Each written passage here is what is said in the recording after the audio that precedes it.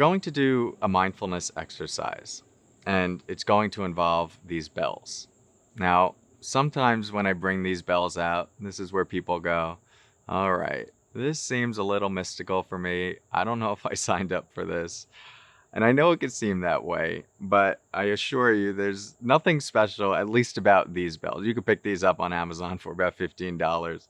The main reason I bring them is because they make a very pleasant ringing sound.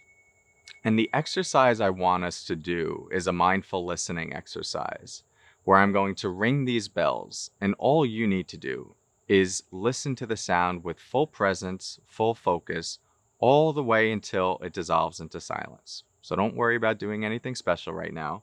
I'll ring them, just see if you can follow the sound until you can't hear it anymore.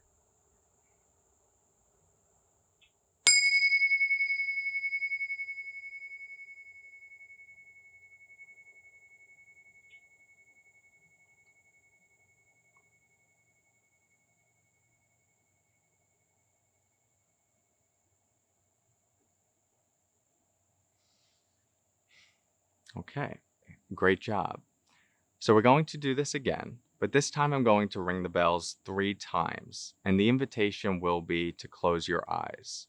You don't need to worry about doing anything fancy. All you need to do is bring your full focus and presence to the sound of the bell until each one dissolves into silence. So let's see if we can do that. If it's comfortable, you can close your eyes.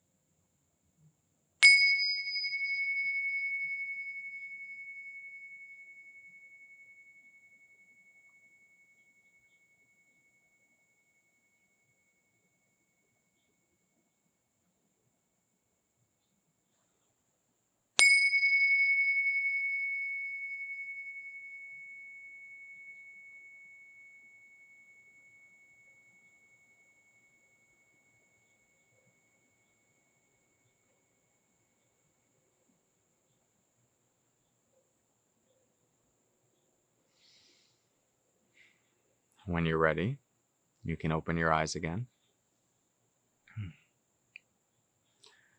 So nice job.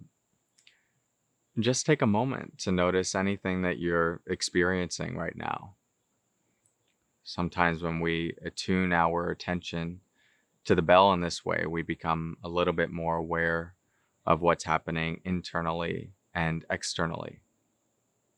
Even though we were bringing our awareness to the sound of the bell, you may notice more sensations or experiences in your body, perhaps areas of ease, areas that might have some tension. You might even notice that other experiences are becoming more vivid. Sounds around you, the thoughts moving through your mind. You may have found that the experience was easy to focus on, but you might have also noticed that there were some competing sounds for your attention.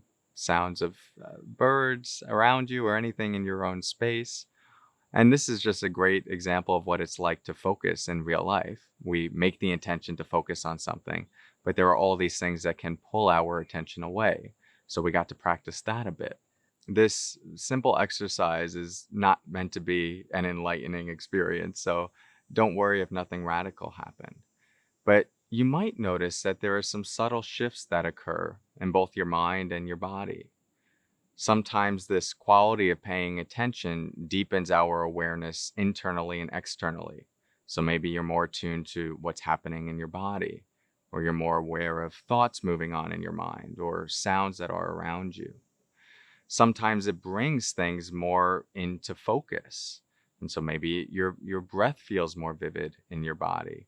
Maybe you're noticing more thoughts that you weren't aware of before. A lot of people also report that there's a sense of calm that comes up with this experience. And that I think is interesting. On the one hand, maybe we could argue that these are magical bells and the sound of them makes you calm. But I have a different explanation for that. My experience is that When we bring our full attention to the sound of the bell, some of those other thoughts that are moving through the mind that tend to create extra agitation start to fall to the wayside. And it's not like they go away entirely, but we're lending less of our attention and awareness to what's happening in our thoughts and more to this one experience. And I don't know what's going on for you in your life right now, but I'm sure prior to starting this video, you had a lot of thoughts going on in your mind, things you need to think about, stuff related to the future, stuff related to the past. Once this is over, I'm sure there will be plenty you need to think about related to the future, related to the past. Both of those domains inform how we live our life in the present moment. And it's even possible right now, as you're here, you're not even hearing what I'm saying, because your mind is someplace else entirely. And I wouldn't take any offense to that. This is just what the mind tends to do. But when we do that simple exercise of just tuning in to the bell, we start to center our attention more, and we're a little less caught up in that never-ending flow of thinking. Now, you could hear that and go, all right, Cory, I think I get this. You're saying, so I'm not supposed to think about the future. I'm not supposed to think about the past. I'm just supposed to focus on bells or always be in the present moment. And that I would push back on, because that's not quite it. Because I don't know how you'd be able to get anything done in life. Life requires that we are planning for the future, that we have goals, that we have visions. And life also requires that we reflect on the past, things that we can improve on, things that we need to change. As I said, both of those domains heavily inform how we live our life in the present moment, and often a very positive and purposeful way. But I'm curious if you've also had the experience of your mind getting caught in the future and the past without you actually asking it to.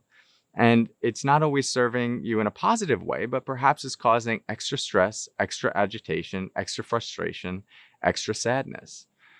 What I'm interested in, and what we're exploring here in this program, is not so much how do we clear the mind of thoughts, but how do we develop an awareness of what is going on in the mind in the first place, so that we can see what's happening and start to gain a little bit of control over how we direct our attention and how we relate to our thoughts, our emotions, and our moment-to-moment experience.